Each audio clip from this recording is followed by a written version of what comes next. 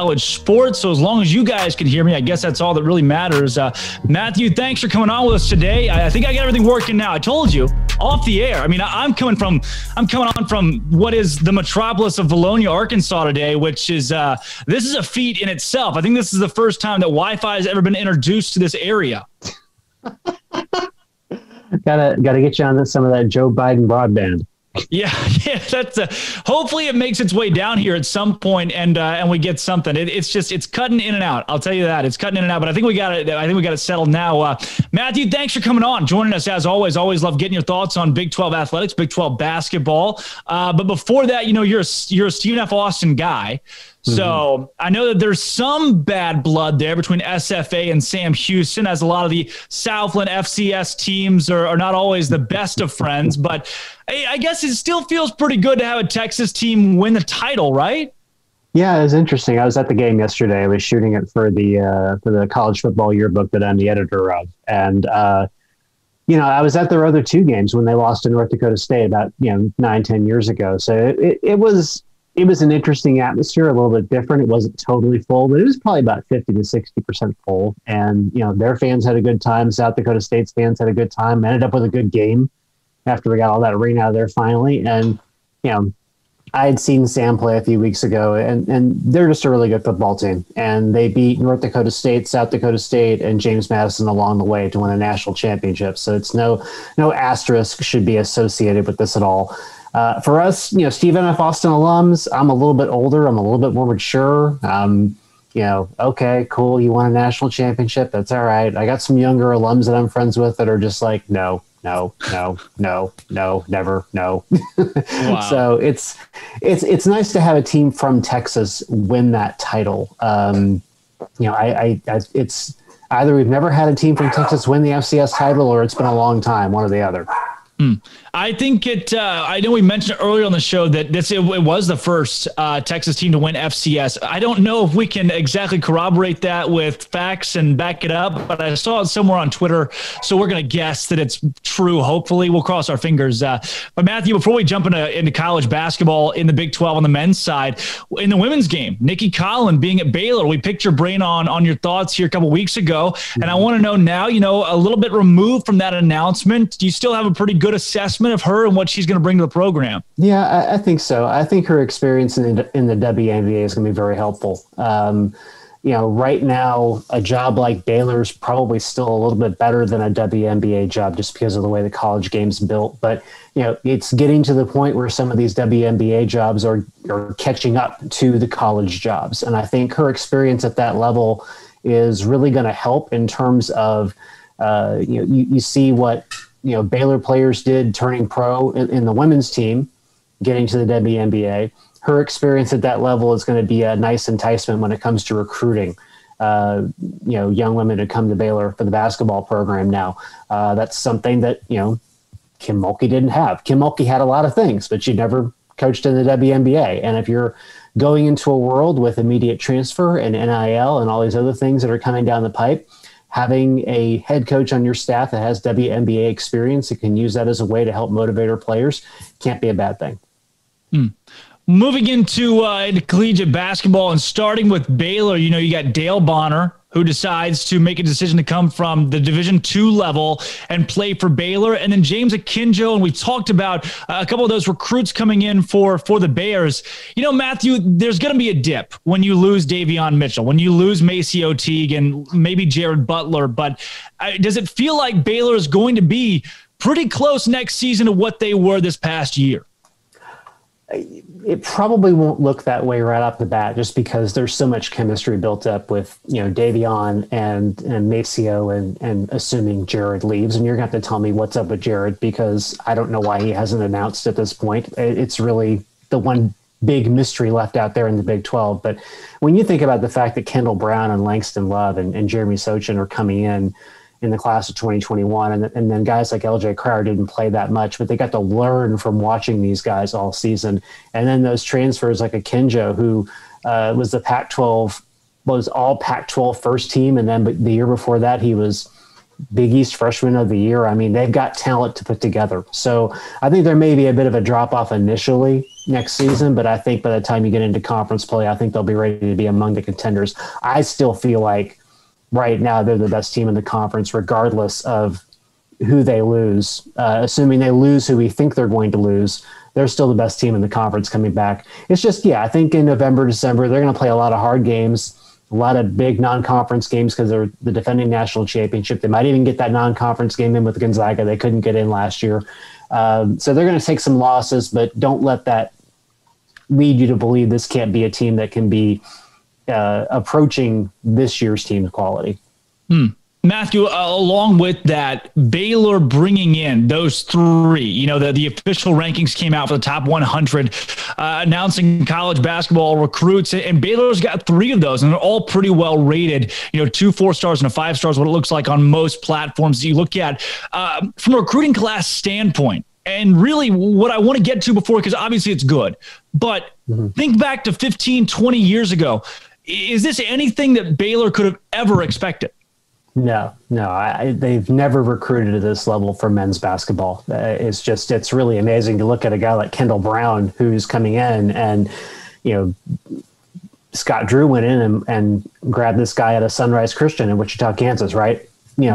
That's Kansas's backyard. They've got at least one player coming in from that school in this year's class, and they've got a commitment from a kid at that school for next year's class already. So to be able to go in there and grab somebody out of Kansas's backyard, and then to go grab Langston Love from Montverde, Florida, that academy, which is where Cade Cunningham went for his last year in high school before he went to Oklahoma State. So it's not just that they're pulling in the rare high quality player from somewhere in the Waco area. They're able to go national now, and that improves the types of players you can bring in. The trick now is you're on the map. You can bring in these types of players. You got to make sure they fit what you want at Baylor, not just from an athletic standpoint, but also from their mindset in terms of whether they're able to adapt to the program or not. That's one of the reasons why Maceo and Davion and Jared were so successful as transfers.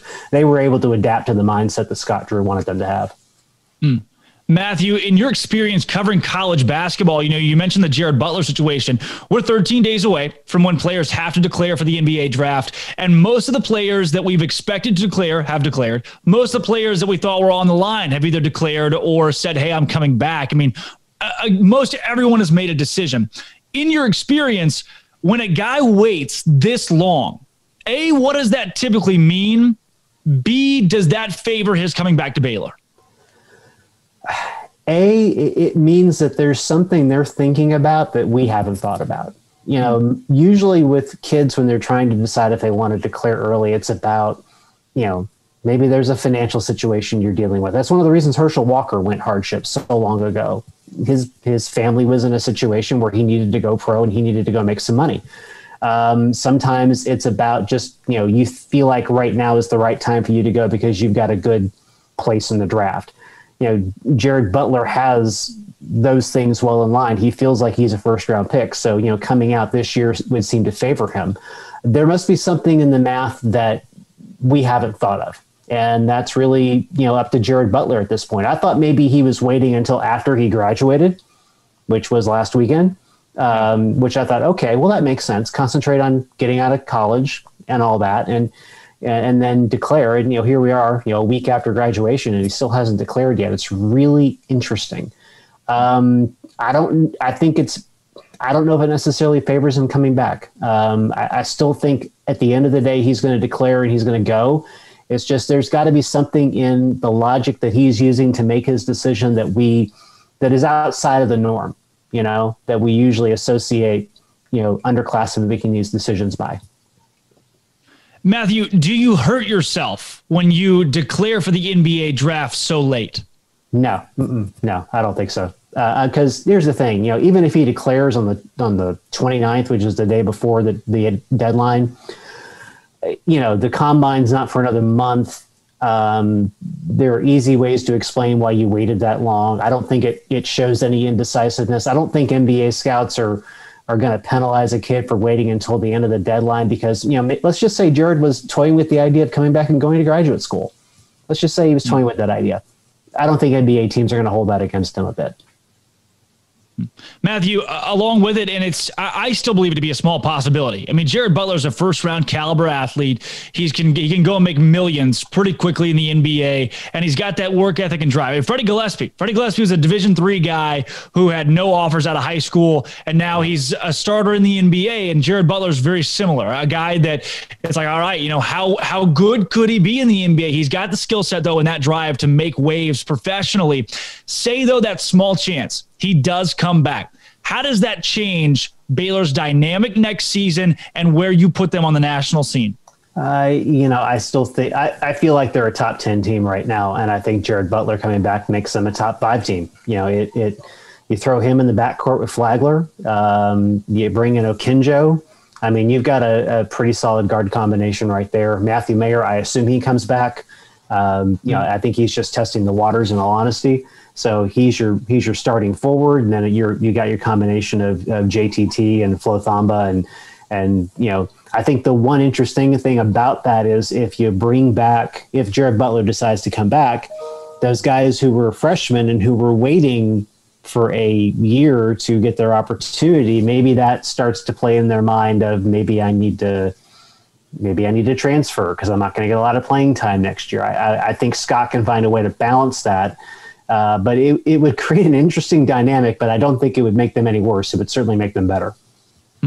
Matthew, outside of Jared Butler and Baylor, elsewhere in the Big 12, Greg Brown saying he's going off to the NBA. I mean, that loss for Texas, how bad does that hurt Chris Beard? Or could that be a positive thing when you think about Beard trying to create his own identity and brand at UT? I don't think it hurts UT that much because he did such a good job of bringing in transfers that are kind of ready-made and can hit the floor right away and play, that I think where losing Brown hurts you is from the standpoint of just Brown's pure athletic ability, his rebounding ability, his shot blocking. I mean, he's not a refined offensive player right now, and that's actually one of the reasons why I was hoping he would come back for another year, is because I think he needs to work on his offense for another year. His defense and rebounding and shot blocking, those are all there. His athleticism is off the charts. NBA scouts are going to like that, but they're going to look at him and they're going to say, this guy's probably a 1 to 2 year project because we got to work on his offense. And he may take off with all that time to work on his game in the NBA. He may take the time to take off as a player. But I also think he's one of the most volatile players now coming out of the Big 12. He could be a first-round pick. He could be a second-round pick. He could go undrafted. It just all depends because, when you've got all that athleticism, NBA teams tend to take a chance. But because his offensive game just isn't quite, I think, where it needs to be, there are going to be some teams that might take a pass on him. I see him as a late first, early second-round pick, and hopefully he ends up with a team that's a contender that can put him on a 2-way contract and send him back and forth between their team and a G League team and give him all that time to work on his game. Matthew, flipping over to Texas Tech and what Mark Adams has done in his first month as a head coach there, you lose Mac McClung with his announcement that he'll be staying in the NBA draft process to try to go pro. I want this from two perspectives. The first being Mac McClung or the NBA and where his prospect is professionally. And the second being for Mark Adams and Texas Tech. What does that look like for that program losing an experienced player like McClung? Well, for McClung, I felt like he was another player who needed to come back another year. Obviously he has a great offensive game. I think he needs to work on his defense a little bit. But this is an incredibly deep draft when it comes to college talent, more so than in recent years, because you had all those players who decided to stay for next year because of COVID. They decided not to come out early. They didn't feel like it benefited them. So now you have all this great college talent that might have been spread out over 2 years, compacted into one draft. So now a player like McClung, who might have been a late first-round pick coming out this year in a normal year, might get pushed out of the draft entirely because of all that talent that's sitting there from a college perspective. So I think he's a second-round guy right now. I do think he can become a quote-unquote first-round guy as he plays in the NBA. He just needs to land in the right place where he could be like a two-way player like Greg Brown, where he gets a lot of playing time. Because I think once he gets the playing time he needs in the NBA, an NBA team's going to find a place for him on their bench because he's instant offense. Being able to drive to the basket, shoot the three, he can give you 15, 20 minutes a game of instant offense once he shows he can prove it to you either in practice or in the G League. Now, from Tech's perspective, he was a guy they were going to build around. Now you're building around Terrence Shannon Jr., Kevin McCullough, Marco Santos Silva, who is no longer in the transfer portal from what I can tell and appears to be coming back. That was one of the benefits of keeping Mark Adams at Texas Tech, is because you're able to bring him back for another year. But that's a big offensive loss. So now I think when you look at that team now, Terrence Shannon Jr. is your number one offensive player. Not a bad thing, because I think he can be one of the best offensive players in the Big 12.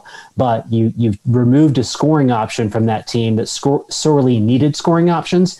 And now with 1,500 players in the transfer portal, and most of them have committed, it's going to be interesting to see who they can bring in to take that scholarship that could help them next year. Matthew, along with it for Coach Adams at Texas Tech and landing a commitment and a transfer in Calhoun from Florida State, what does that mean for his program? I mean, this Tech program in general, how vast will the drop be next season without Chris Beard or Mac McClung in the red? I think it could be significant. They're bringing in players that either like this kid from Florida State just hasn't had a lot of opportunity but has a lot of potential, or kids who have really produced at smaller schools and are looking for that opportunity, like a TJ Holyfield did a couple of years ago when he transferred from Stephen F. to Texas Tech. It's going to be interesting to see the chemistry that Mark has to put together in the summer and the fall, because you got a kid coming in from Dallas Baptist, and he was a high quality player at Dallas Baptist, but Dallas Baptist is a lot different than Texas Tech. So there's going to be some significant transition. If I were Mark Adams and I were crafting a schedule, I would craft a schedule that leans a little fluffy, to use a word, cupcakey kind of, get some easy wins to build the confidence of this team and find out what you have before you go into conference play, because I think conference play is liable to be rough for them. One thing to think about, though, we talk about Mark Adams being a new head coach at Texas Tech. He's been a head coach plenty of times. He's won 544 games at D2, D3, JUCO. He's won a national championship at the JUCO level. He understands how to be a head coach. He just hasn't done it at a high major level, and that's what's going to be unique about watching how he puts this team together next season. Matthew, maybe it's my ignorance in this entire basketball offseason of what I paid attention to, but I have heard nothing about TCU. Jamie Dixon and TCU men's basketball, do they still have a program? Do they still exist? Is there anything going on there? Would that hurt y'all's feelings if there wasn't? Yeah, I probably not. It would mean we have 2 less wins every year. So maybe that side of it's bad. Yeah, they've had it rough. I think they've lost 8 players to the transfer portal, most of which are guys that just didn't play a lot last year. I think they had a combined 14 or 15 starts last year. Still waiting to hear if RJ Nembhard and Kevin Samuel are going to come back. They submitted their names. I think they're just getting their report cards for next year. Mike Miles just got selected to the under-19 USA team, so he's going to be going through training camp with them in the summer. They've taken in some good transfers, including Micah Peavy from Texas Tech. So they've gotten some good players from some mid-major programs that have production, have been successful. And now, Jamie Dixon has to show that he can throw it together. He's the guy at the Big 12 tournament who said, we're not building programs anymore. We're taking in transfers and we're trying to put teams together. And now he has to go from being the type of coach that he was at Pitt, where he was building a program year after year. He knows what he has coming in, to being that sort of chemist that Chris Beard has become really good at. And it's going to be interesting to see, because I don't think his seat is hot, but I think his seat is a little warm, even though it's his alma mater. They were hoping for more success than they've gotten in the past 5 years. 1 NCAA tournament berth, a couple of trips to the NIT. They seem to fall off the cliff when they get into Big 12 play in late January. That's got to change. And when you're cycling half your roster from year to year, which is what they've done the past couple of years, that makes it very difficult to create that consistency. Matthew, when it comes to players transferring intra-conference, I mean, we're seeing a ton of this year, especially in even smaller conferences that have taken away their rules, former transfer rules, where you can't go from school to school, being one of those conferences to do so. What do you make of that? I know we mention the transfer portal probably every week, but is this good for college basketball that guys can go within their own conference from team to team, really at will? It's a good question. I'm kind of torn about it, because at the one hand, I don't want to tell a kid where he can or cannot transfer to. But at the same time, that does, throw in the whole quote unquote tampering that you hear from time to time in the NBA, because, these guys, they see each other in conference play a couple times a year. They see each other at media days. Their paths cross from time to time, and nothing stopping a coach from whispering into another player's ear, hey, you might want to come play for me if you don't want to sit on the bench there at X university. So I'm a bit torn about it.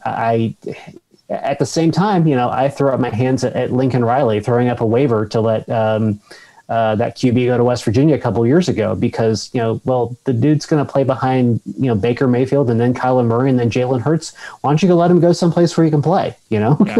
So it's a really hard issue to work through, because you don't want that tampering to occur, but you want to make sure players can go where they want to go, if they want to go. I think coaches are going to have to start getting a lot better about making sure they set proper expectations with their recruits when they come in, what to expect. Kansas lost 5 transfers to the portal. They were all young players. They didn't play a lot, and some of them, I'm looking at them on recruiting rankings, and I'm thinking to myself, did you think you were going to play 15 minutes at Kansas your freshman year? You probably weren't. So are you doing yourself a disservice transferring somewhere else when you could be developed by one of the best programs in college basketball? Matthew, our Bear Games question of the day, a little more convoluted today. This is my typical co-host is the one that comes up with this one. And it is, if you are at an event and you're handed the aux cord, what is the first song that you're playing? And on top of that, what is the event that you're most likely to be given the aux cord at? Oh, gosh. So what is the aux cord? You plug the music. Okay, that's what I thought. Okay, I just want to be sure. Gosh, so what event would I most likely be asked to do that at? It would probably end up being like a high school game, because I'd be covering a high school game, and I think this actually happened to me once. I had to run the scoreboard and be the announcer several times, and I really didn't want to do it. I think it was at Corsicana High School, and I was covering Corsicana back in the late 90s. Wow. I didn't play the music, thankfully. Somebody else did that, but I probably would play something along the lines of Bittersweet Symphony by the Verve Pipe sticks in my head, because there was this kid at Corsicana named Shade Bolware who was the quarterback for their state finalist football team in 97. And he also played baseball in the spring. And that was his walk-up music. This was back when kids were starting to get their own walk-up music at high school games. And for whatever reason, that was the song he chose. And it has always stuck in my mind as a walk-up song for whatever reason. So I would not be the guy you'd want on the aux cord, if we're being totally honest. For over 2 decades, and it's still stuck, and bringing it to UpTempo today. Matthew Postins, thanks so much for joining us, talking Big 12 basketball and the like. Sports really across the South and across Texas. Always a pleasure to have you on. All right. Thanks, Drake. Appreciate it. Enjoy Arkansas. I will enjoy what of it there is.